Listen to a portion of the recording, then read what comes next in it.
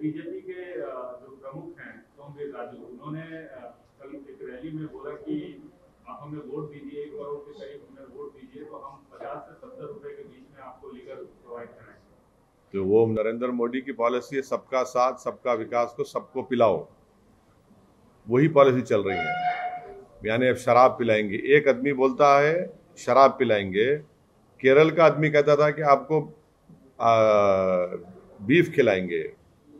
यही इनका हिपोक्रेसी है ना, कि कुछ भी करेंगे सत्ता के लिए, शराब भी पिलाएंगे, बीफ भी खिला देंगे, जो बोले कर देंगे, बस सत्ता चाहिए लोगों को। कोई मॉरल्स नहीं है, कोई प्रिंसिपल्स नहीं है। और लेकिन नरेंद्र मोदी के खुद के स्टेट में वो जब सीएम रहे तब से शराबबंदी किए हुए हैं, बिहार में शराबबंदी किए हुए हैं। देखिए, जहां इनको सूट करता है वही करते हैं। केरल में इनका एक प्रेसिडेंट कहा था कि आपको बीफ देंगे, इलेक्शन में याद होगा आपको, और अब ये कह रहे हैं कि शराब दे देंगे। तो इनके पास कोई मॉरल स्टैंडर्ड्स नहीं है, सत्ता के लिए कुछ भी करेंगे। अब एक नया ऐलान कर दिए, शराब फ्री में पिला देंगे। अरे भाई, आप ये क्यों नहीं कहते कि हम आप सबको दूध पिलाएंगे फ्री में, हम बच्चों को उनके न्यूट्रिशन का इंतजाम करेंगे। ये शराब से बड़ी मोहब्बत होगी बीजेपी वालों को, बहुत ज्यादा मोहब्बत नजर आ रही शराब से। ऐसा लग रहा है कि अंगूर की बेटी से निकाह कर चुके हैं लोग। सर, मालेगांव ब्लास्ट केस में योगी जी ने कहा कि जो हिंदू संगठन लोग हैं और हिंदू लोगों को टारगेट किया गया और कांग्रेस इसकी माफी। किसने कहा? योगी आदित्यनाथ। देखिए, बाबरी मस्जिद की शहादत डेमोलिशन हुआ, एक कन्विक्शन नहीं हुआ, मोदी सरकार अपील नहीं करती। मक्का मस्जिद में बॉम्ब ब्लास्ट हुआ, 7 लोग मारे गए, उसके खिलाफ अपील नहीं करती। समझौता ट्रेन ब्लास्ट हुआ, कौन किया नहीं मालूम, अपील नहीं करते। तो ना बाबरी मस्जिद किसने शहीद किया वो नहीं मालूम, ना मक्का मस्जिद का ब्लास्ट किसने किया किसी को नहीं मालूम, समझौता ब्लास्ट किसने किया नहीं मालूम। मालेगांव में 2006 में खबरस्तान में बॉम्ब ब्लास्ट हुआ, 48 लोगों की मौत हुई। 2008 में यहां पर बॉम्ब ब्लास्ट हुआ मालेगांव में, दोबारा 8 लोगों की मौत हुई। अब ये तमाम विटनेस अगर हॉस्टाइल हो रहे हैं तो इसका मतलब ये है कि ये केस खत्म हो जाएगा। फिर किसने किया मालेगांव 2006 किसमें किया, 48 लोग मर गए, उनकी फैमिली को कौन जवाब देगा। मालेगांव 2008 में 8 लोग मौत हुई, कौन किया। क्या साध्वी प्रज्ञा ठाकुर के नाम पे वो मोटरसाइकिल है नहीं है। मुंबई में 92 के ब्लास्ट में एक मारुति वैन थी एक लेडी की, वो वैन के ऊपर उसको सजा हो गई, तो इस पर सजा नहीं हो सकती क्या? अब ये तो बताना पड़ेगा सरकार को। क्या ये सरकार मरने वालों जो मौतें हुई हैं उनको इंसाफ दिलाएगी नहीं दिलाएगी? आप तो खामोश बैठे हुए हैं। ये तो सरकार का काम है, सरकार तय खून दे। जो लोग मर गए मालेगांव में, जो लोग मरे हैदराबाद में, जो समझौता ब्लास्ट में मरे, उनको क्या मैसेज दिया जा रहा है, क्या मैसेज दिया जा रहा है उनको? सर, कानपुर में एक समाजवादी पार्टी के कुछ लोग बीजेपी के नेता बनके प्रधानमंत्री की जो रैली उसमें कार में तोड़ किए। किसमें? प्रधानमंत्री मोदी की रैली में कई लोगों ने तोड़फोड़ की है, गाड़ी की कांच। किसकी गाड़ी की तोड़फोड़ की? बीजेपी की गाड़ी तोड़फोड़ की है और समाजवादी पार्टी के लोग भी हैं। मेरे को नहीं मालूम, मेरे से अभी मालूम हो रहा है, इस बारे में कोई इल्म नहीं है। सर, यूपी में कैश टनल मिला है, कहीं ट्रंक्स भर भर के कैश मिला है, उस पे आपका क्या कहना है? फिर रेड्स चल रहे हैं यूपी में। प्रधानमंत्री से पूछना चाहिए कि नोटबंदी के बाद भी इतना पैसा कैसा आया वहां पर। डिमोनेटाइजेशन के नाकाम हो गया प्रधानमंत्री जी।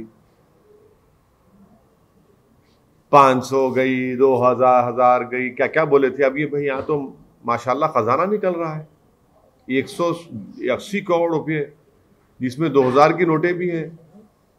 यूपी प्रदेश में ठोक दो के बावजूद भी इतना पैसा निकल रहा है। डिमोनेटाइजेशन शुरू दिन से हम कहते नाकाम साबित है, नाकाम साबित हो गया। इतना नोट आया वहां पर। और ये पता चलाना चाहिए कि आखिर ये इतना पैसा है किसका, सरकार बता दे। इसकी खुशबू तो पूरे भारत में फैल रही है। सर, प्रदेश में काफी सक्रिय हैं आपसे, बहुत ज्यादा उत्तर प्रदेश जा रहे हैं और वहाँ के जाड़े में आप गर्मी भी पैदा कर रहे हैं अपने सियासी वक्तव्यों से। लेकिन आप एक जोरदार एक आरोप लग रहा है जो काफी पहले से लग रहा है, लेकिन इधर भी कुछ ज्यादा आप पे आरोप लग रहा है कि आप बीजेपी को जिताने के लिए इतनी मेहनत कर रहे हैं। नहीं, अब देखिए, जिंदगी में मेरे को कोई चीज़ आती है तो मेहनत करना आता है। मैं मेहनत कर रहा हूँ जो मैंने अपने बड़ों से सीखा है। अगर कोई मेहनत नहीं कर रहा है तो मैं क्या करूँ उसमें। अब जिताना हराना तो जनता का काम है और अल्लाह जिसके मुक़द्दर में कामयाबी लिखा वो कामयाब होगा। अब हम क्या लोकसभा का चुनाव लड़े थे, फिर भी बीजेपी जीत गई, राहुल गांधी हार गए, 300 सीट पे बीजेपी आई, हम तो सिर्फ 3 पार्लियामेंट की सीट पर लड़े और कहीं पर भी बीजेपी कामयाब नहीं हुई 3 पर हमारे लड़ने की वजह से। तो ये इल्ज़ाम बेबुनियाद है। इल्ज़ामात तो लगते रहेंगे, बड़े बड़े अंबियाओं पर, रसूलों पर, बुजुर्गों पर, औलिया अल्लाह पर इल्ज़ाम लगे 10 दिनों से क्या है, मुझे कोई फ़र्क नहीं पड़ता। मैं अपना काम है मेहनत करना, अपनी पार्टी के लिए काम करूंगा, अपनी पार्टी के कैंडिडेट्स की कामयाबी के लिए काम करूंगा। और इलेक्शन जब लड़ा जाता है तो आप किसी को जिताने के लिए, खुद को हराने के लिए नहीं लड़ते इलेक्शन, अपने कैंडिडेट को जिताने के लिए इलेक्शन लड़ते हैं। हम मेहनत करेंगे, इल्ज़ाम लगता है लगने दीजिए। इसका मतलब ये है कि अब सबको अंदाज़ा हो रहा है कि MIM पार्टी का मौक़िफ़ बड़ा स्ट्रांग है और ये देख रहे हैं कि कितना आवाम का अज़्दहाम है, कितना स्पॉन्टेनियस लोग आते हैं। और हमारे पास, हमारे पब्लिक मीटिंग्स में लोगों को पकड़ पकड़ कर लाया नहीं जाता है, मोबिलाइज नहीं किया जाता है, तो खुद मोहब्बत से आते हैं। देखिए फिरोज़ाबाद में क्या हाल था, फिरोज़ाबाद में तो पूरा फिरोज़ाबाद उमन पड़ा शहर पूरा उस पब्लिक मीटिंग में।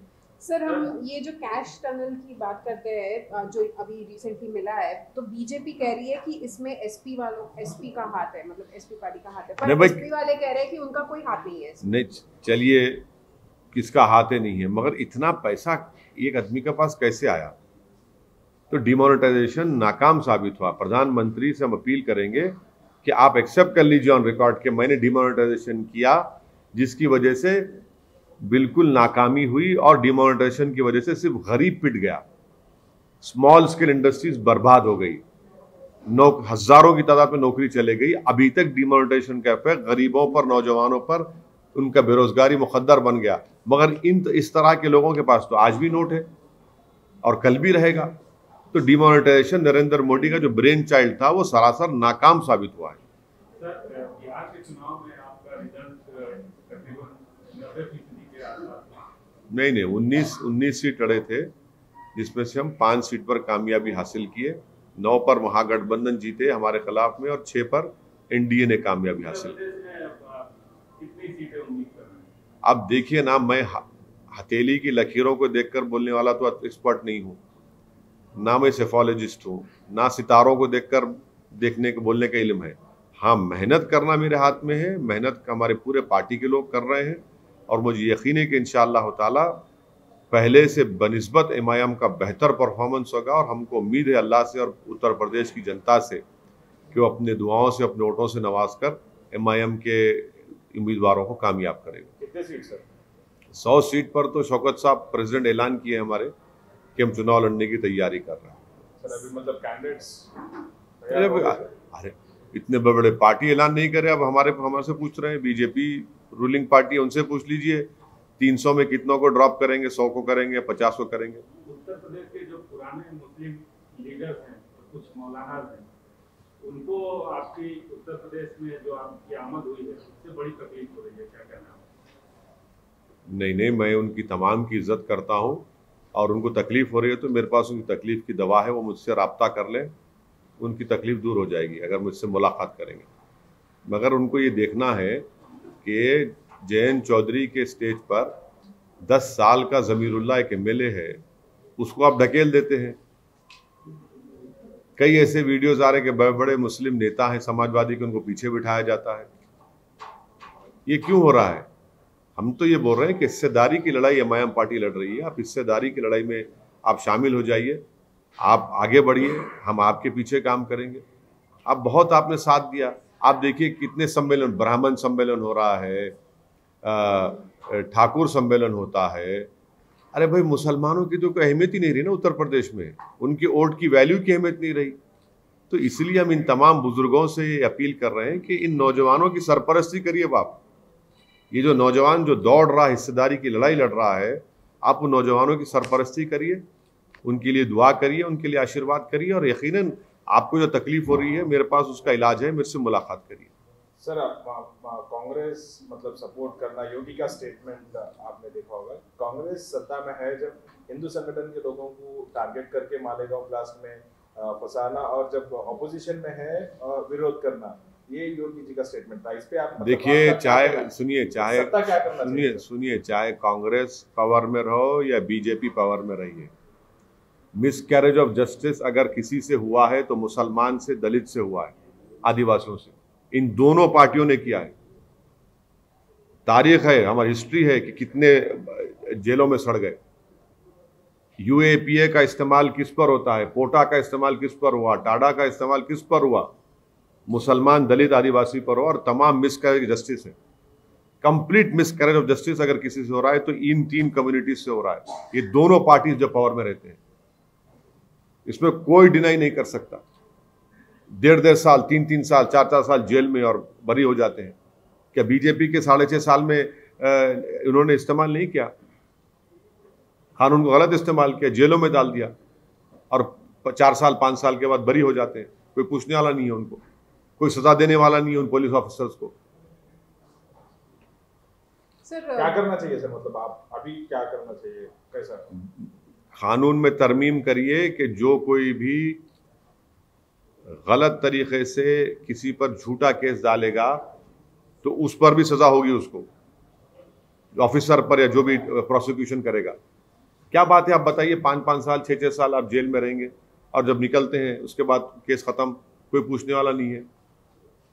एक लड़का 8-9 साल राजस्थान में जेल में था, जाकर अपनी अम्मा की खबर पर रोता है कि अम्मा तुम आज मेरे सामने नहीं है। क्या हो रहा है ये? तो मिसकैरेज ऑफ जस्टिस डेफिनेटली हो रहा है।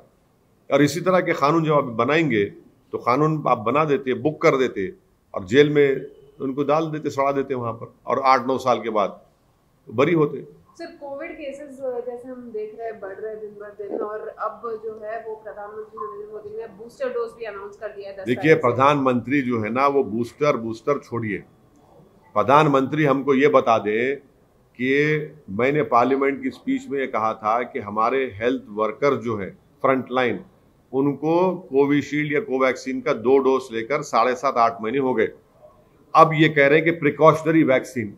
अरे भाई, उनकी इम्यूनिटी खत्म हो चुकी है। प्रधानमंत्री देश को बता दें, नंबर 1, कि उनको प्रिकॉशनरी वैक्सीन तो कोविशील्ड कोवैक्सीन नहीं लग सकता है, सब एक्सपर्ट्स ने कह दिया। तो क्या प्रधानमंत्री कोवोवैक्स या जेनोवा का mRNA वैक्सीन लगाएंगे, या बायो ई का भारत बायोटेक का जो नेजल देंगे? क्या देंगे? अभी आप तो इमरजेंसी यूज ऑथराइजेशन दे रहे हैं और बड़े जनवरी 15 से सबको लगा देंगे। कितना झूठ बोलेगी सरकार ये?